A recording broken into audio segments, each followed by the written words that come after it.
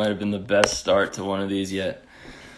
What's up, everyone? Welcome back.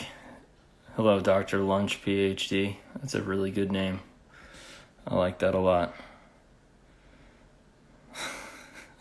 I don't know who you are, but I appreciate it. Let's see if our boy, local Nomad, is in the building.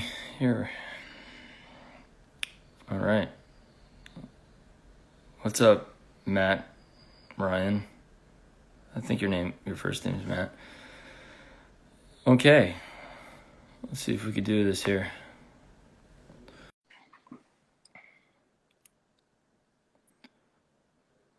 Should be getting them on soon. You look different. Yeah, I turned into a dog for this. Yeah, that's good. That's good. Yeah. That's good. Yeah. What's What's up? going on, man? How you doing? I'm great, man. Thank you for doing this. I appreciate it. Yeah, for sure, man. Yeah. Matt is just saying, tell Greg what's up. I think that'd be a fun place to start. So your manager and my brother are actually friends. Yeah, James was telling me that. That's pretty interesting. I guess they worked on the investigation discovery show together, which is so really Matt was funny. Yeah, I love when, like, you know, I'm sure you can relate to this, but like we try so hard as like artists to try to like get our shit off the ground and like make things happen and like put a team together, and like a lot of times like it just ends up being these really, no pun intended, but like small world connections, you know? Yeah, I mean that's usually how it just works, and it's weird Right. like that because we try so hard to make things work, and it's really funny because you and I connected because of James. Like we've never actually met before, but No. we have so many friends in common. Yeah, I know. And that's like for sure that's like definitely the Long Island thing too. um Matt's saying that Greg Taught him how to drink. 40. That's hilarious. Yes, my brother was a big on the 40 game. I think that's actually like, I didn't know how we'd start this, but I actually really like that concept of like, I'm wondering if you could expand upon that a little bit. Like, how do you go about, you know, like this? I always feel like there's a push and pull between like, all right, I need to put things out and I need to remain active, but at the same time, I need to make sure that I'm like building my team, and I need to make sure that I'm like sort of, whether it's a single or a video or an album, like giving it the best like platform that it could possibly get. And obviously the downside to that is like waiting too long to drop things. Like that's a problem that I ran into. How do you juggle that? Like, you know, like I noticed, for instance, like you've been putting things out, at least in the last half a year, at a pretty fast clip. Like you just put out a new single that's not even on your EP that you put out in July, for instance. You know Sure. what I mean? So like what's your what's your thought process behind like, all right, I need to be putting things out, but I'm also scanning to see like what's the best like press hit we could get, or like, you know, do we strategize for a couple of months behind the scenes? Like work me through that if you don't mind. Well, I think one thing that I've learned just from past experiences of being part of a label deal, I was on a label with Ben Taylor, which is James Taylor's son, many years ago. Wow. And we just kind of got screwed over, and we were always told to wait on stuff by managers. And while it's really important to wait, I also think it's important to try and be one step ahead of the game. Yeah. Like, and also, well, there's a couple things that play into factor here, is that, you know, I like to always stay ahead of myself. And like, for instance, like when putting together this EP, I had written like 20 to 30 full songs. So I have a lot of songs written, and I kind of just decided which ones to release based on how they fit together and which ones I thought were the most potent for where I was and catch, you know, people's attention. Like the basic, not the basic person, but the average person is going to say, hey, like this is catchy and it has a vibe. And Yeah. And the other side to that is, yeah, there's some planning that goes into it, but I feel like a lot of magic happens when you just kind of put something really cool out into the universe. And sometimes it's important to wait, but I think, especially in this project, it's just me. Yeah. I've been in other bands, and that's another thing that makes it move faster, because it's literally just me and my manager, and my manager is basically like a member of my band, you know, because he just gives me a lot of business insight, and you know, he just helps me kind of make decisions that I wouldn't think about because I'm so concerned about making the songs. And I think we've taught each other a lot of different things because we come from different places. And he's kind of been a real team player and an advocate for, you know, me not overthinking things. And I think that's really important too, because, you know, releasing music now is much different than it was 10 years ago. Yeah. Because now streaming platforms are more like any other social media platform. And I think it's Right. even going to keep growing into something like that, whether it's iTunes, Deezer, or anything like that. My boy Blue, you know, these platforms are just becoming algorithm based, and algorithms are basically like bots Yeah. that they read people's data and they grab onto it. They say, oh, this person likes the Strokes, so we're going to feed them this stuff. Right. So I think it's important to, you know, it does suck, but you know, I listened to this one podcast by it's called the X-Man podcast, and this guitar player, Doc Coyle, he's from the band God Forbid.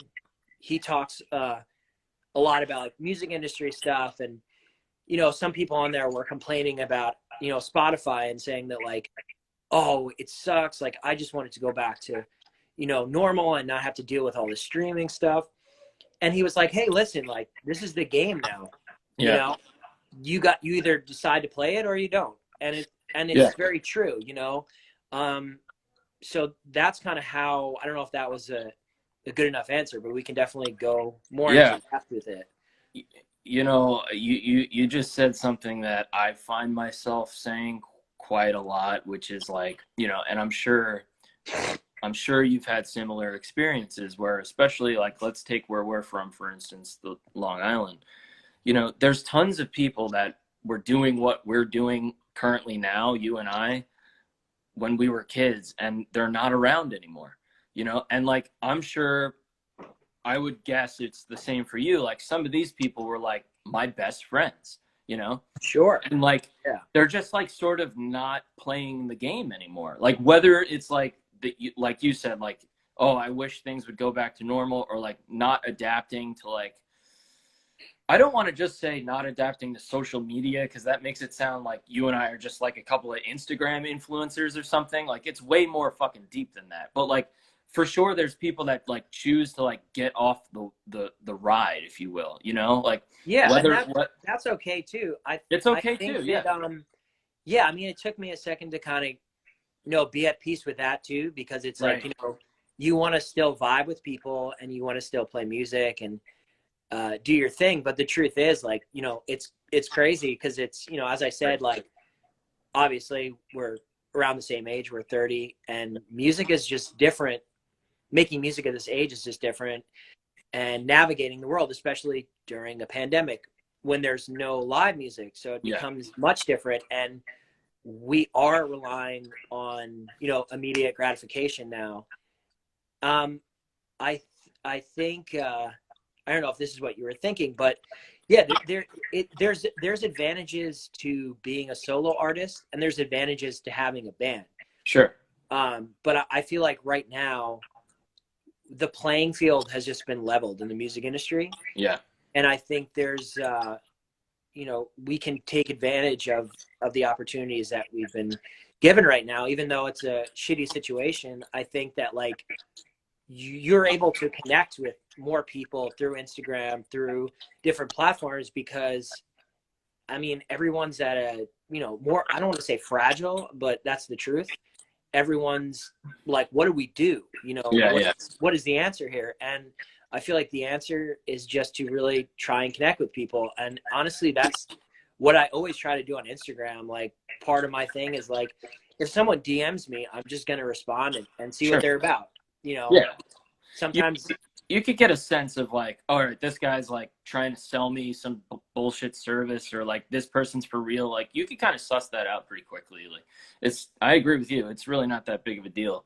Um, yeah, man. I guess for me, like the thing that freaks me out is just like, man, like some of these people were like my best friends, and like I feel like, even like with this band, Gamblers, I call it a band, and we're kind of becoming a band again, which is really nice. But for a while, it was like sort of a band, and then broke down to like literally me, and now I'm putting the pieces back together. There are benefits, and well, one of the great things, which is originally why I got away from bands, is because you could kind of control how hard the entity is working. If you're not relying on 4 or 5 other guys, you could get a hell of a lot done if you don't need like someone's approval on a fucking piece of album art and they're going to take 5 days to respond, you know. But then you lose like sort of the camaraderie in a way. I mean, it sounds like you have that with your manager in this project, which is nice. But it's definitely like a push and pull. And I don't know. I guess I get a little freaked out that like, man, I'm still doing this thing that like we all talked about we were gonna do forever, and like most yeah. people are not doing it forever, And it's like, Well, here's the man. I think like what you said, hit it on the head. I think the biggest thing here, especially with being a solo artist, is that you need to learn your own ebb and flow. You need to know how to push against the grain of your own creativity, because there's nobody else to bounce back. And I think like how I found that is through my producer, Nick Sinanti, and working with him, and Warren Trunz mixing my songs. And I think when I was in a band, like that mentality, I now know is a specific type of mentality, and it's awesome. Like I love bands, I love listening to like the Replacements. I love like Big Star. I yeah, love the Beatles. I love Led Zeppelin, and listening to stuff like that, like you can hear the controversy in the band. Fleetwood Mac, you could hear it in the musicality. You right. could hear the fights. It comes out. So you need like, especially it took me a while, because on this EP, I played everything except for the drums. So I had to think musically about like, wow, like I have to create backgrounds, and like I know how to do that, but I don't know how to fill up space as someone who is the background lead guitar player, or I'm the keyboard player now, and how do I make a background thing? Like Right. I need to figure out my own style, and I kind of did with this, because and it worked. I think because I kind of, for the first time ever, I kind of embraced more of myself, because I have a really dry sense of humor, and I was able to kind of say, hey, like I can't like have like a kickstand on my bicycle here to like fall back on with my band to back me up and like Right. cover up the spots where I'm not strong. So I'm like, I have to be extremely secure lyrically in what I'm saying, and what I'm, the melodies have to be secure in who I am. And I think that's the difference between being a solo artist and being in a band. Like you don't have anything really to fall back on, because there's Yeah. no one else to like pick you up. You have to, it's more responsibility. And in a sense, like it took me longer. Like, some of these songs I'm releasing now, they were done in like 2018. Sure. And then I just worked on them, the production with them. And, that's kind of where I am at now, because I decided to bring back some Gabriel the Marine songs that I'm going to be releasing in my full length, as well as some other new songs that I have, just because I was like, I just turned 30, and these songs are like kind of a part of my journey, and they're still so great.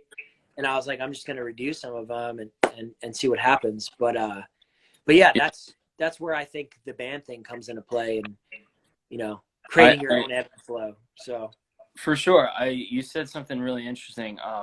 Well, for starters, I do the same thing. Like there's songs on the Gamblers record that just came out that, no joke, date back, not recording wise, but like writing wise, some form or another, to like 2008 and 9, which is really right. old.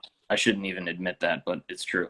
Um, But anyway, you said something about like, yeah, when you have that band structure, there's sort of like not just the camaraderie, but there's something to fall back on.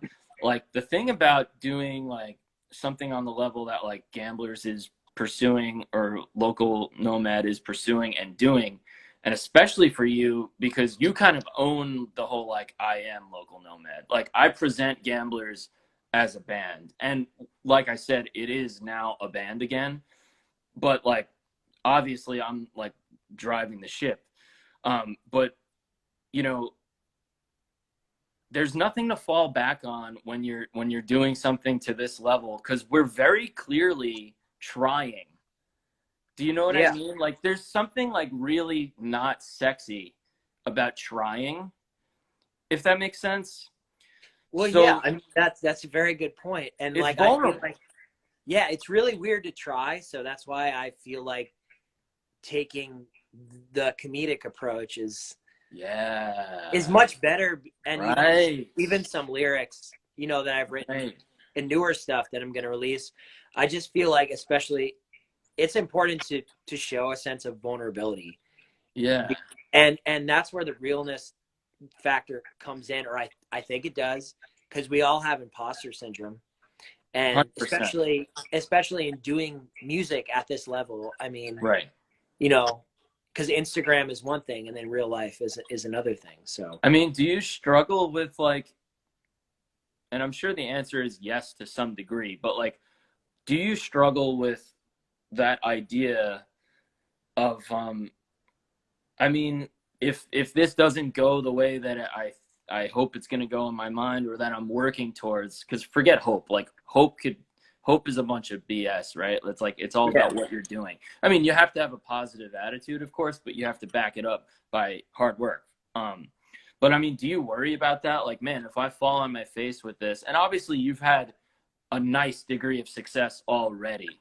You know, like I mean, dude, even I've been falling on my face for the past 10 years. So it's just sure, kind of like, sure, hey, you know, and no, yeah, I mean, definitely. It's right, definitely scary, you know, especially with the pandemic. I mean, but because before this, you know, I ran myself into the ground. I was playing like, you know, 100 to 150 gigs, like the worst gigs that you could play, bars, weddings, you know, like, so I sure, was doing that. And I love writing music, and I've done it throughout this whole time, this whole past 10 years, and other bands and other projects. And like, to me, you know, every mistake is a learning thing. And, 100%. you know, I It mean, has to. It has to be. It has to be. yeah, Otherwise, you're dead. Like if yeah, you don't learn from you need to learn. You yeah. need. Cause it's not like an overnight thing. And I think, you know, what the internet does is it's made people think that, you know, this is like a thing that it's, oh, I do this and it just comes. And Yeah. it's, you know, obviously it's not like that.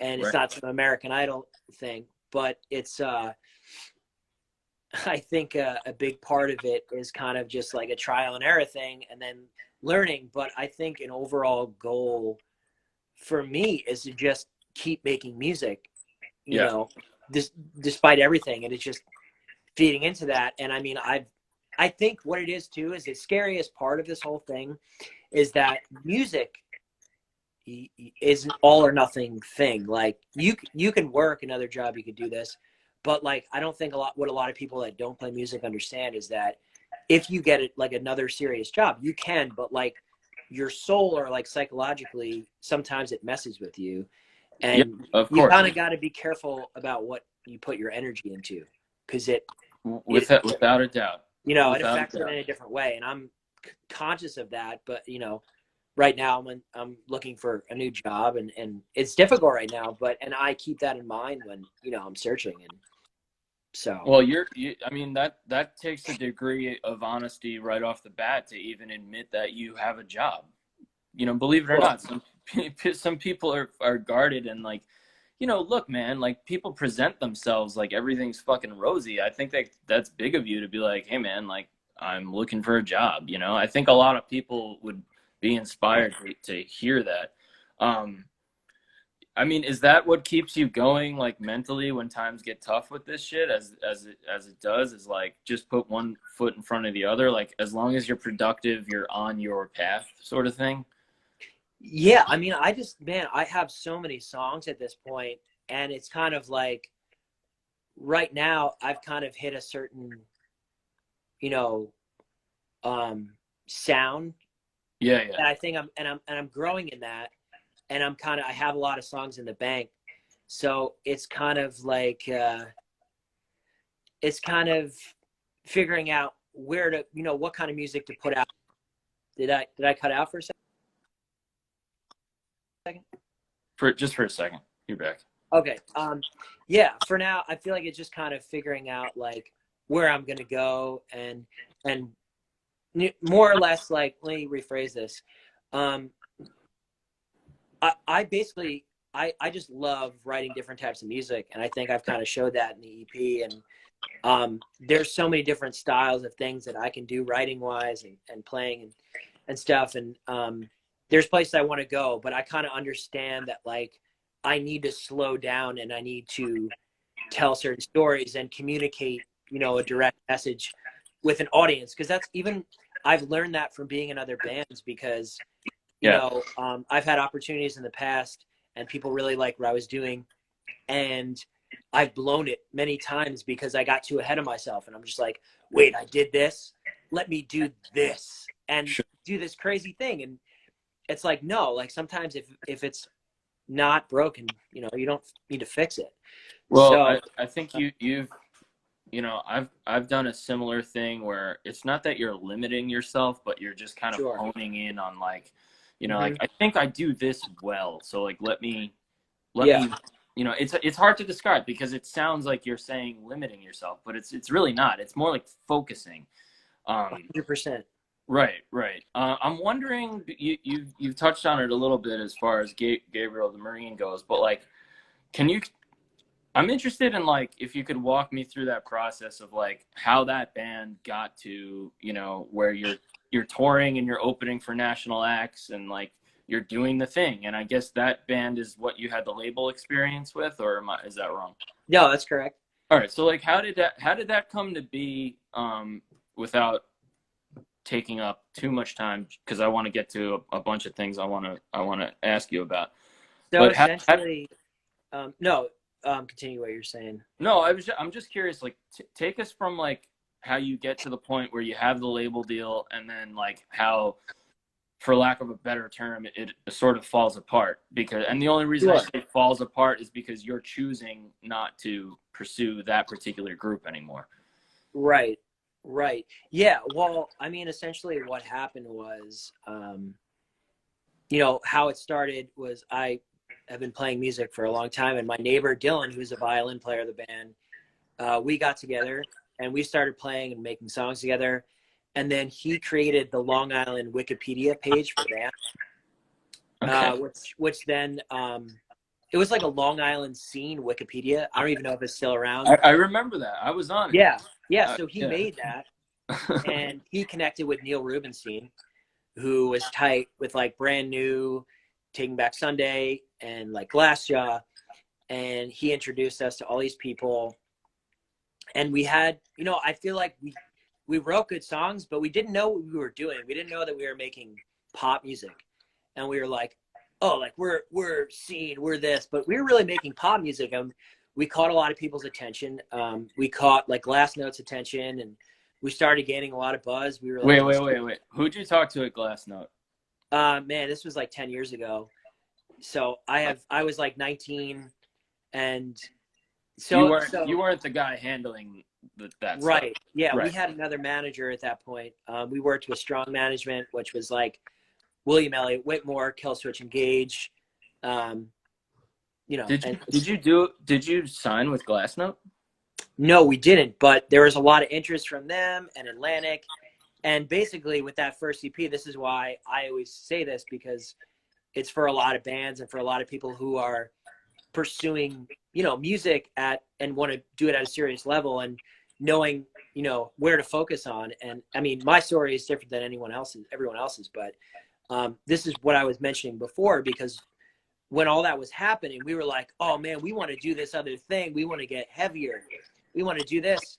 And we got heavier. And then like Last Note was really interested, and then we showed him this record, and the production just wasn't right. You know, it just wasn't Yeah. right. It was a little bit too heavy, and we lost a lot of interest. And we got a second chance, and we did the Taking Back Sunday, 10-year anniversary tour.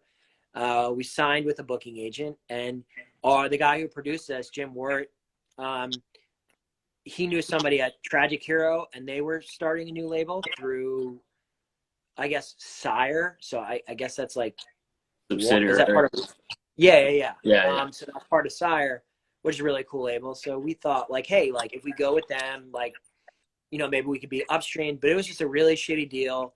Ben Yeah. Taylor blew it. They invested like $100K into him, and all he had to do was go on tour with his dad, and the dude just fucking blew it. Like he never wore shoes. So they put him on The Bachelor. By the way, that costs like 10 grand to put someone on The Bachelor. If any, like just to be on there, because you got to pay the union people. Oh, okay. And then he's like, after The Bachelor, he's like, I'm done. And he quit. So then the label was like, oh, well, we're fucked, because that was like basically our cash cow right there. Right. And how we were going to build this thing. So then after that, like, we weren't able to like release our full length. Everyone got real frustrated, and everyone's like, people stopped showing up to practice. I was writing a lot of songs. They didn't want to use my songs that I was writing. So I was like, okay, well, this is dumb, because I'm the main songwriter in this band. So that's when we were just like, hey, we're not going to break up. No one just going to play. Violin player moved to China, and we're all still like best friends. I talk to them every day and stuff, but yeah, it happens, man. Look, yeah, this shit happens. I've been through similar situations, not to that extent, but with certain, man, it's rough. It's rough. People don't know. yeah. I'm interested in a couple of things. This is like going to be real nitty gritty, like industry talk. Because I just think, it's cool. There's not too many people who can actually speak on this from an experience level. When you guys signed with a booking agent, take me through that process. How'd they find you? How long did it take? And then did you actually sign something, or was it like a verbal agreement? And again, I know you weren't the big... That's a really good question. I mean, it was probably this was a bad move on our part. Like, our manager at the time was also our lawyer. So he looked over contract, which, being like 21, was like a really bad thing. Yeah. So you gotta have checks and balances, right? Of course. So basically, I think it was AMA. I know basically we had the same agent as the Messingers when they first were coming up. Okay. And this was like our second chance. You don't always get that, because we started the band in 2008, had a lot of interest, and we got this other booking agent. And basically, we were able to work with this booking agent because we had done the Taking Back Sunday tour. Yeah, it's a big look, obviously. Because we were playing rooms with, almost 2,000 cap for like 2 weeks, and they knew we could play live, and they've seen the show. And for us, it was kind of like a stepping stone situation for someone that really believed in the band. And yeah, booking agent is like, man, I know that things are screwy right now, but like, that's a piece of the puzzle that I think is just, dude, it's so hard. But like, I feel like, if you're able, it's like the best thing, the number one thing that you need as a band, I think. No question. And then you don't even really need a label. If you have a sick booking agent, you have a great manager, but I think, running it back to all this stuff right now, it's like, if we can just engage with people and be consistent, no matter how far apart we're putting out content, it's just consistency, and it's just, getting better. Yeah. So, man, it's, I totally feel you. I'm like, oh, it's so tough, all these experiences. Yeah, but it's learning stuff. It is. And it's learning how to understand what you're doing and like what your we're always trying to learn. You know what I mean? That's why we're doing this right now, because we're we're trying to learn from each other, and that's what it's all about. And 100%, man. so So then just to stay on the, cause I love the like inside details thing. So then you decide you're gonna perform as local Nomad. I love the minute I start doing these live streams, I get 800 emails and fucking 500 text messages. Like, just stop, just shut the fuck up for a second. I'm trying to. it's all good, man. Sorry. Like, so how'd you hook up with your current manager, Matt, who's my brother's friend? Dude, honestly, pretty much fate, because we had known a lot of people growing up, and I was reconnecting with somebody that I was a mutual friend of his, and I grew up hanging out with, because we went to different high schools. And we walked into him, and we had a mutual friend. He's like, yo, do you know who this is? And like, he knew me from just mutual friends and stuff. And then we started talking, and my friend Steve, who just randomly came into Florida that day and hit me up, was like, hey, let's go to this bar. And we went to the bar, and Matt, my manager, happened to be there.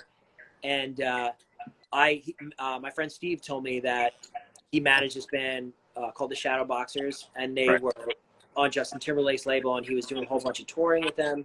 So I was like, listen, man, like, you know, here's my number. And that was like February of 2019. So it was a while ago, man.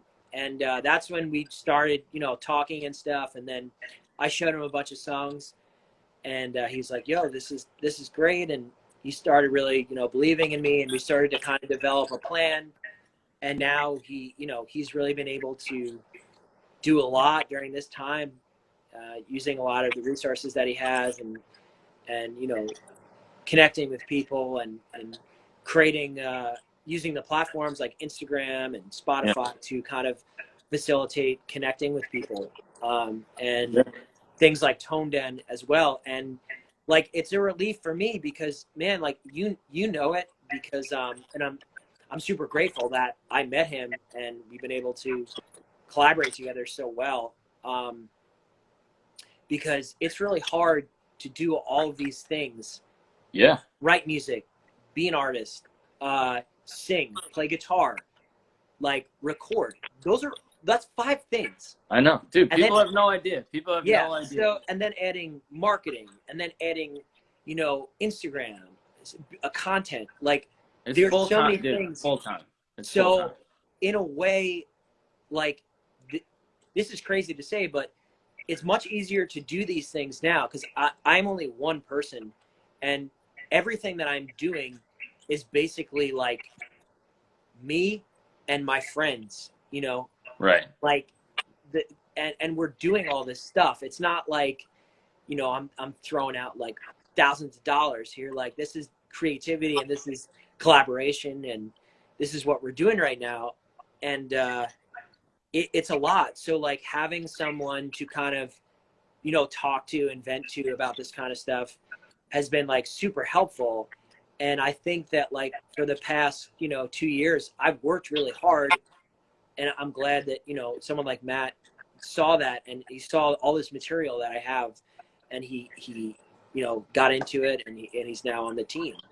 Was he at a management company? I'm curious as to, like, and maybe this is more of a question for him, but like, how do you that's something you got to ask him, maybe. The video, but just because he was with my brother, like, I'm like, that's such a crazy jump, like, because the film world is like a whole another beast, like, so I'm like, well, man, that's pretty impressive. I don't know if I'm I mean, you'd have to ask that to him, but I think that he went to college at Emory with the Shadowboxers.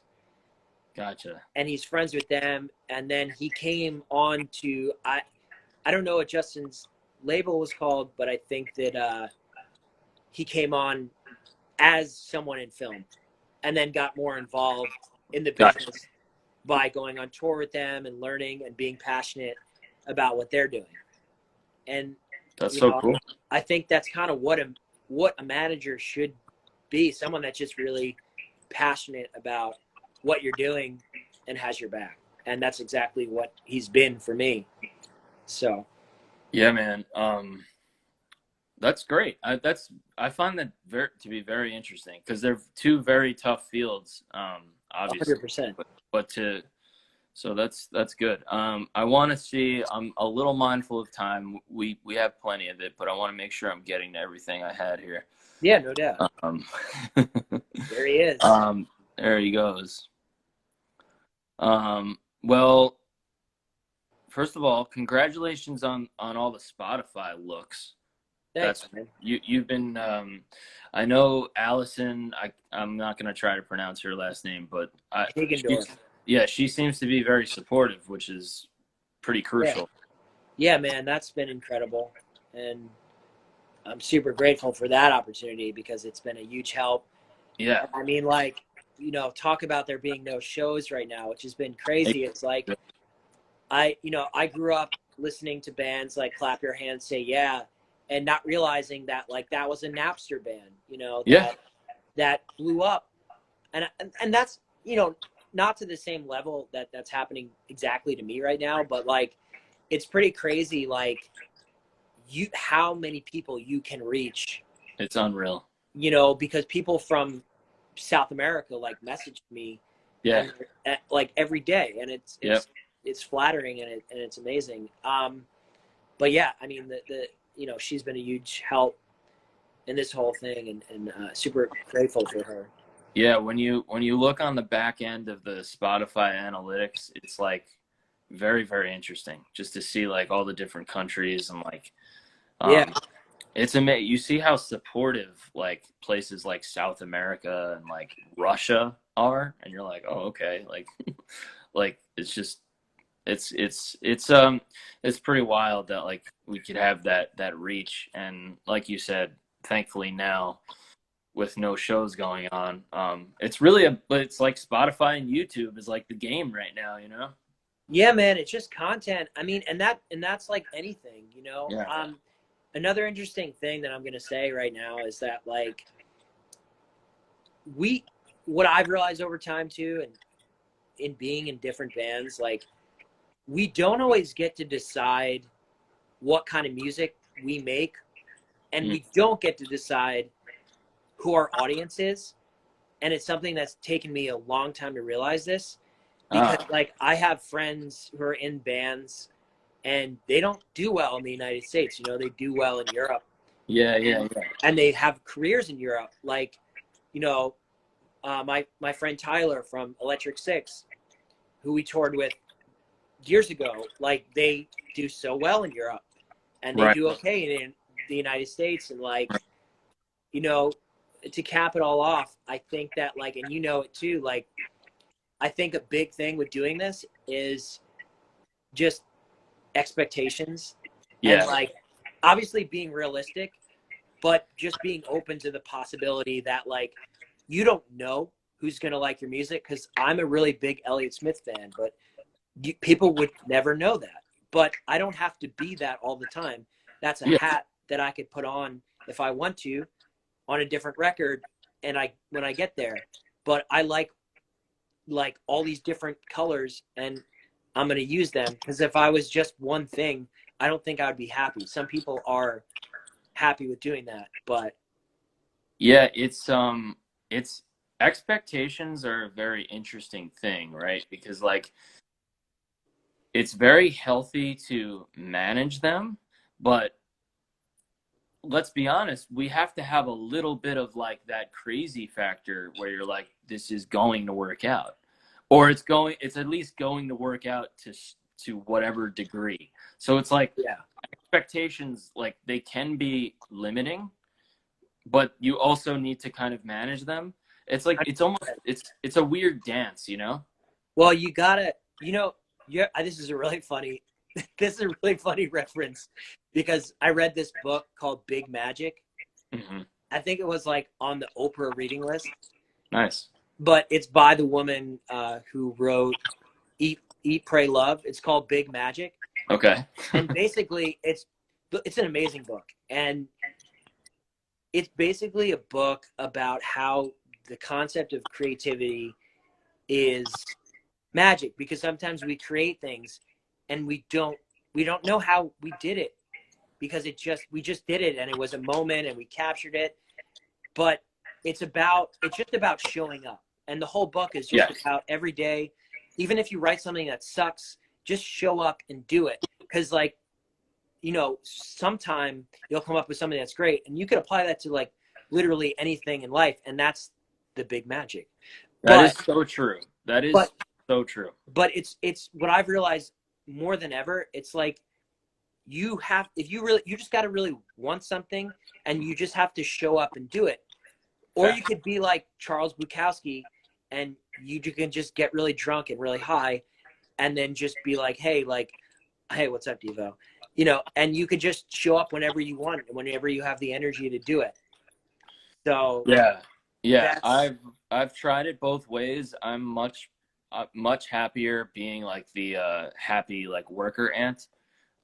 That's my way of doing it. But like, yeah, yeah, for sure. Like I'm working with the Brothers Nylon the last like year, and Jimmy Usher, our new guitar player, and we've been rehearsing the last few weeks because we're doing this live video thing coming up. But the whole 2020, we took a little bit of a break during quarantine, but all of 2020, we've just been going to the studio once a week. And do we know what we're going to work on? Most times, no. Sometimes there's a little demo that I started, but most times, no. And you know what? Like 90% of the time, we end up with like something we're pretty excited about. yeah, And that's it the way didn't to do it. that's the way to do it. And it didn't exist Yeah, before we showed up to the studio that day.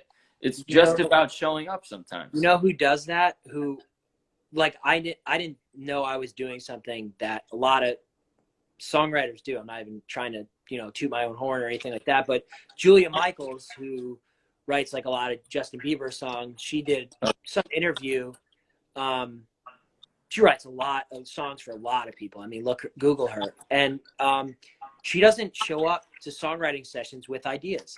She doesn't show up Mm, with a chord progression. She is in the moment, and because most songwriting, when you write with people, is just like you have to capture what's yeah. in the moment and just take it in.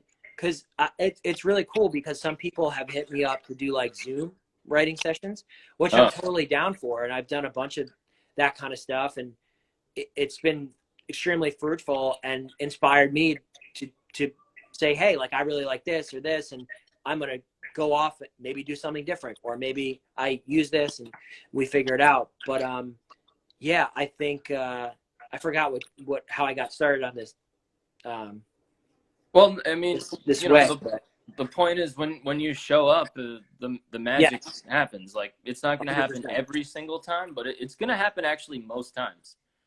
Yeah, And it's just that's whether what or not you like it or not, you know, exactly. and you want to do it. So Yeah.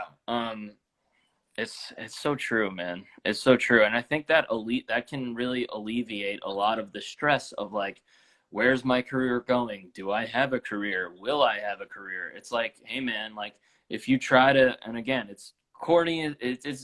As corny as it comes, but it's like you put one foot in front of the other. You show yeah, up and do the work, and you know try to be doing what's relevant in 2020. Like, you know, if you're not mindful of Spotify and YouTube and Instagram, it's like you're dead. Like, sorry. Like, do I want to spend my time thinking about these things? Not really. Not at all, actually. Like, yeah, I'd much rather not. Like, I'd much rather like be just in the studio nonstop. But like, you know, I'm also like I'm humble enough to kind of like have some idea that like, hey man, like no one's gonna fucking knock on the door and just like hand me a check for $1 million to like go be the next fucking big artist. Like, you yeah. know, it's almost. Do you know what I'm saying? Like No, it's almost 100%. I mean, you have to. Yeah. sorry if I cut out. No, you're No, good. I feel like, especially for me now, it's like looking at the bigger trajectory, you know, because it's like we've been doing this long enough, and writing songs that, like, you know, we could get, you know, a publishing deal or do this sync deal, but it's like, where does that leave us next year or the year after? Because realistically, we're looking at an industry where, we want to own our master. We want Yeah. to own our publishing, you know. So that's the big question, and when to let go of that, and it's timing. And right now for us, I mean, this is the thing too, because like I have friends that, you know, are signing bigger label deals during the pandemic, and Yeah. like, and but what you have to realize is that nobody's situation is comparable to anyone else's. Like Yes. Joe down the street could be in the same band as you, like same sounding band, but like their business situation or what they're doing is completely different than you or Fred down the street. Of So course. you can't, like, you can compare and say, oh, this is this, but essentially, like, I've learned how to do it. I'm just taking my mind out of it and being like, hey, I'm not even going to think about that stuff. I'm just going to focus on like building my brand or building my thing and writing the best songs that are also for me, but I think that connect with other people, because I think that for a while, 10 years ago, I wasn't necessarily thinking about like writing songs for an audience, and now I Me am. either. I'm Yeah. like, who am I writing for? Because it has to be for somebody, or else why am I doing it? Like, who is this for? You know, and Sure. that's a question I ask myself all the time. Yeah, I mean, I think it's like you have to make that decision at a certain point, right? Like you have to make the decision like, am I playing the industry game? Like, am I in this? Am I in the arena, or am I just like gonna like make music in my room and like, you know, which is totally fine, and I've been that person. But and then you also have to decide like, you know, am I making like music that's only like servicing what feels good to me? Um, like, or am I like writing for an audience? I feel like with Gamblers, like I've I could be totally wrong, but it's just the way that I feel about the material that I'm writing now is like it's both for me, but I also feel like it could be for others, if that makes sense. Like I don't feel like I'm writing for anyone, but I feel like I'm writing from my heart and what's happening, but I feel like there's like something for people to grab onto. Whereas in the past, like I've made like noise records, like I've made like, you know, Yeah, just really but harsh still, shit. that's for people too. I just listen. Sure. I totally agree with everything you're saying, and I think that like there's a lot of value, especially in music today, or like because people just want, I think, honesty, and people can kind of see when you're not being true to yourself. You Right. know, so like any way you can just cut through the bullshit and just be you authentically, Yeah. I feel like, and it's hard to just be you, because It even is. if you're just you, like you still need to personify it in a way that's like, I'm Right. I'm this motherfucker, or I'm this guy. But I think that yeah, you just got to write from your experiences and write from what you're doing, and then you just learn on what people connect to.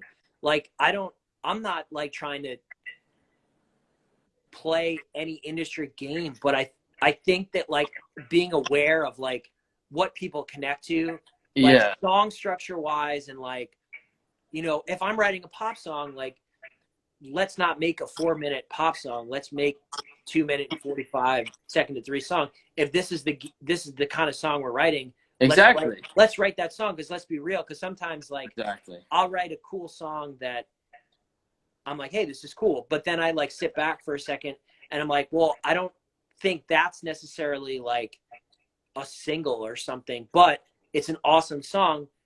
But I need to get the people to listen first. And that's kind of like, I Mhm. spent a lot of time with Nick working on that song Love Is Gone. We made like 5 or 6 different versions of that song, mostly because I was trying to figure out like the production and what I wanted to do. And I was referencing things like Jim James, the drum tones on uh, what is the record that Blake Mills produced, Arctic Monkeys kind of stuff, you know, just like Grizzly Bear kind of guitar tones, but I wrote a pop song, you know, Yeah. and like that. So like what I kind of try to do is I was like, hey, like I like all these really cool bands, but I also really like Katy Perry, and I really like some stuff that is just in the pop realm, like songwriting wise. Like I really love Burt Bacharach, and I really like the pop formula thing. And I tried to say, hey, like, I like this music. I'm just going to put this medium over it and see if, people like this, because I like it. I like the sound of this. But like, sometimes I listen to a Grizzly Bear record and like, I'm like, hey, like, that was a really cool part. But like, I don't connect to the whole song all Yeah. the time. It's not instantaneous. It's not immediate. And I think, like, it's weird because like I went from writing like really poppy songs, my old band, to getting like almost like doing, I mean, we did songs in 5/4. We did Yeah. songs that were like mathy and like really weird. And, I'm like, hey, like, we lost our audience because we didn't give them what they wanted. And I think that like, that's important, just to say, hey, like, here's a song that you can understand. Like, getting old is a bitch. It's literally like, it's just true. It's just, getting old sucks. So Right. here you go. Yeah. I mean, it's all decisions. Like, when I Yeah. say like playing the game, it's like, I mean, just like, all right, are you going to be an artist that's actually pursuing things? Like, do you want to know about the business side of things? Do you want to know what a publicist is, a manager is, a booking agent is? Or do you not want to be bothered with that? Do you want to like write music that's, for an audience? Or I don't know. It's just all, it's like filled with like contradictions, like everything that we Yeah. do. It's It's, like, there's no one answer, but there's 100 answers, yeah. and it's just like, it's a catch-22. Everything is, it's like one step forward, two steps back. That's like just how it is.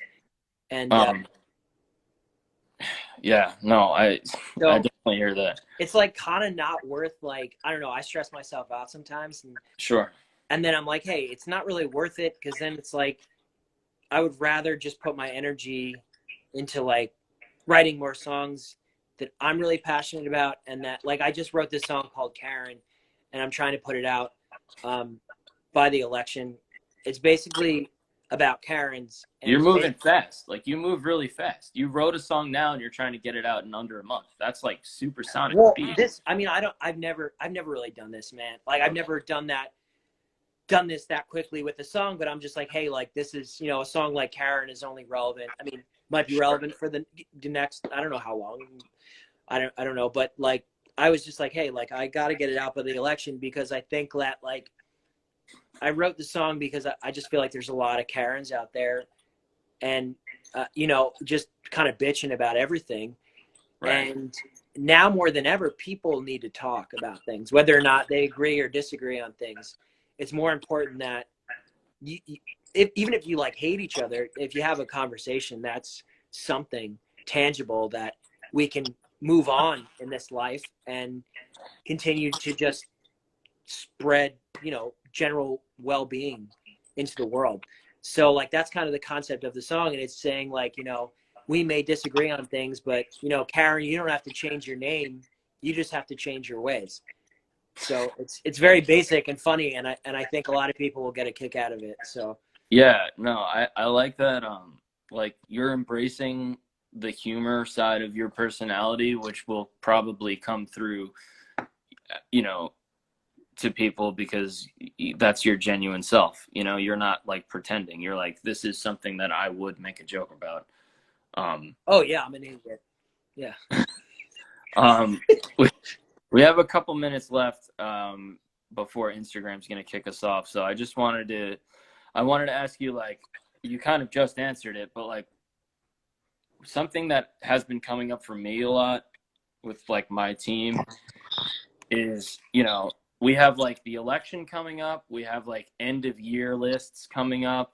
There's a ton of like big releases for October and November. We were slated to put out another video at the end of October and another one in November. And my like people are talking about like we should table that until January, just because we're a small band. Like, it's going to be really hard at press for us just because there's so much shit going on. Not to mention a lot of the publications have cut a lot of their freelancer budgets. So a lot of publications are super tight right now. I know I feel bad with like how heavy-handed the industry talk is in this one, but like, No, I was I wondering, mean, is that something that you're dealing with, or are you just not worried about that at all? Like, if nah, man. I mean, that's the thing. Like what I've kind of realized, and I think it's important to realize, is that like it's a big world, and like Right. more than ever, I think people need an escape from reality, and Right. like that's what we're basically doing is like providing like entertainment for people. And yeah, like the election is a huge thing, but Right. think about, I mean, my thing is like I think it's just important right now to engage, Sure. because that's the only way through this pandemic is to keep engagement at a certain level, Yeah. and Yeah. to have, Consistent. yeah, and just to be consistent. Like, you know, that's, I'm making a lot of acoustic versions of my songs that are also coming out that I just finished, Yeah. Yeah. just to give it a different, you know, side, and just to continuously feed what I'm doing, and It give gives it people. gives sorry, it gives your release a longer lifespan too. Yeah, exactly. And Right. man, I don't know what the right decision is, but like whatever you feel, man, I think you should go with your gut, because Yeah. Yeah. this is Yeah. my take on it. Like, I think, you know, release songs until December, release content until December. When December hits, you know, Yeah. the Yeah. industry closes down no matter what. Exactly. But I've heard this story about this guy who, this country dude, a friend of mine, a friend of a friend rather, that released a song in December and it stayed in the charts longer because Not much nobody else was competition. competing with it. That's So, super interesting. That's like, there's really no rules. It's really like, but the people that are listening to your music are mostly younger people who are cool, who fucking like are out. Probably they're voting. They're only voting one day. They're not overly concerned with, you know, politics, or they're probably not working in the political field. So most likely they'll be on their phones, looking at their phones. So yeah. my thought is like, hey, like why not just give them more content until like the holidays hit, and then, Yeah. you know, you could just pick up back in December. Because my thought is that press is great, but realistically, what I've seen is like, you know, we had some really great success on Submit Hub recently, and we were Hmm. like charting #1, which is really weird because we didn't get any editorial playlists or anything on Spotify. But like, I think that For Snake Child. yeah, but it's starting to pick up a little bit now, and but I think it's really about figuring out, you know, how to space things out, developing a plan so you can just keep that consistency up Yeah. Yeah. and keep the engagement up. Because, you know, release stuff till like December, then pick up in January, because I mean, there's the holidays and people are with their families. They're not doing as much. It's like a different seasonal thing. But then again, like, I don't even know, because we're in a pandemic and it's just not the same. So It's I true. say just spread it out and keep engaging, because Right. realistically, blogs just increase your searchability, you know, on Google. It helps Yeah. people find your stuff.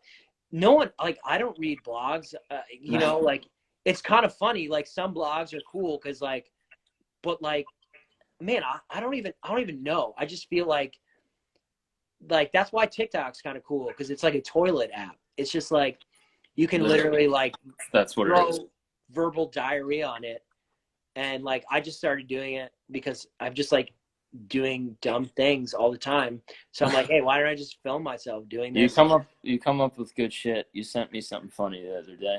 Oh yeah, I probably forgot, but Hey man, we're just about out of time here, but I just wanted to say thanks so much for doing this, and yeah, let people know where they could like find your next shit. I know I got your Instagram tagged on this. I'm gonna upload this to YouTube later. awesome, man. Well, it was great talking to you, and we actually need to connect in real life Yes, and hang out, because I've never actually met you, but we've been I know. talking, you I know, feel like through we're DM. friends though. We're friends already. We're definitely friends already. But yeah, you can find me. My Instagram is I am local nomad, and you could find me, you know, on the internet if you just type in local nomad music. And you know, thanks for having me, man.